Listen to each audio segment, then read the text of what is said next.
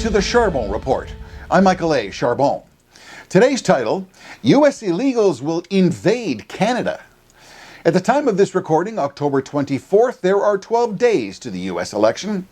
12 days until Canada faces a dangerous impending invading caravan of illegals about to deploy to Canada's southern border. Currently, the post-Biden coup has the blue wall crumbling. The Democrat ground game is hemorrhaging, and if you will, turning a page. The panic is palpable. Compliant liberal media marionettes are despondent, hinting at mounting red poll numbers and losing swing state margins.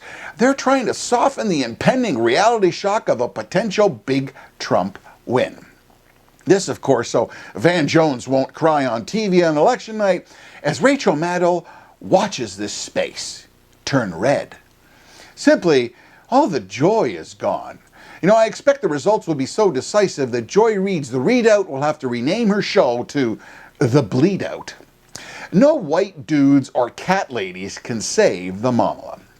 I predict Trump will have a resounding win with both the Senate and the House in his pocket. A key decisive issue for this result is border security and illegal immigration, with the promise of mass deportation.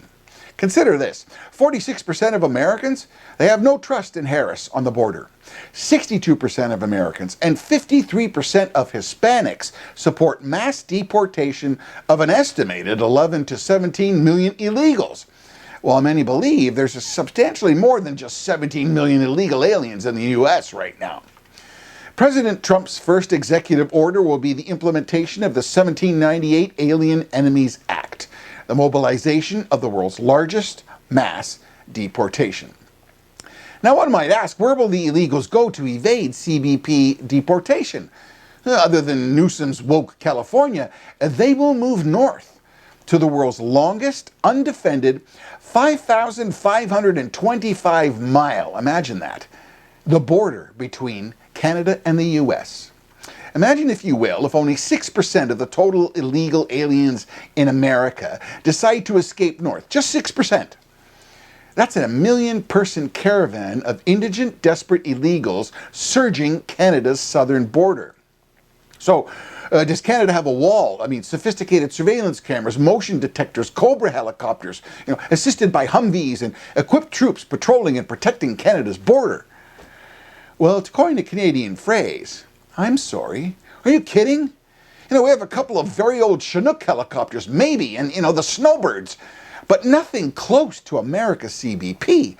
Normally, American immigration to Canada represents about 3% of our annual total. The last surge of Americans that came to Canada was in the 1960s from draft dodgers avoiding the Vietnam War. But this impending catastrophic illegal alien time bomb is about to explode in just under 2 weeks. And Canada is in big, big trouble, and we are not prepared. Angus Reid reports 74% of Canadians think Canada should take necessary measures to prevent new refugees. That's a nice way of putting it. Currently, Justin Trudeau's Liberals, their minority government is trailing by 20 points in the polls, and he's preoccupied defending against successive non-confidence votes, cabinet resignations, calls for Trudeau to step down, and of course, a looming election. You think another coup is in the brew?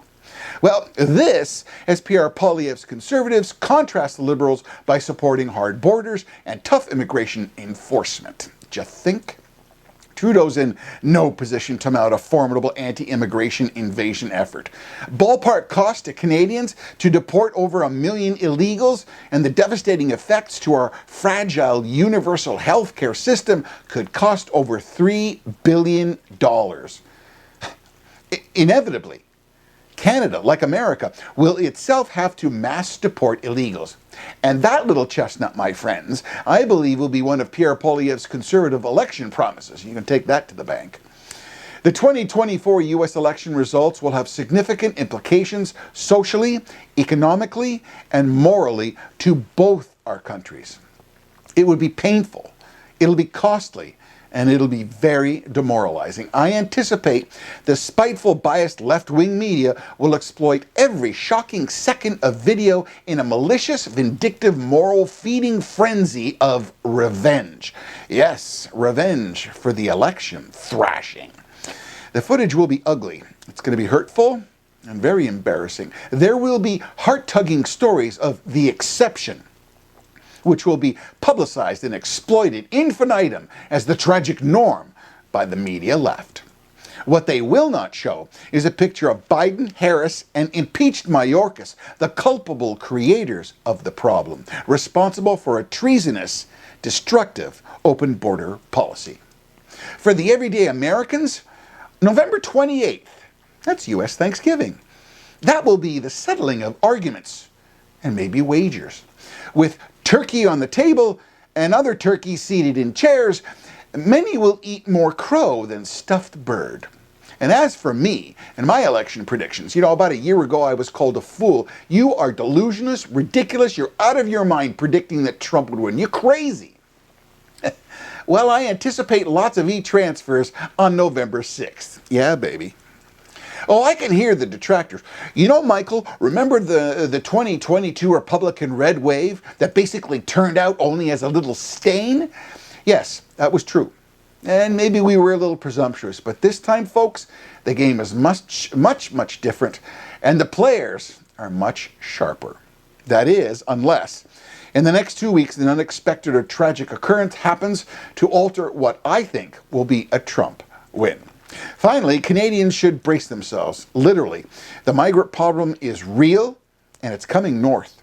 And we are in no way prepared to deal with this serious, dangerous, impending invasion. God help us.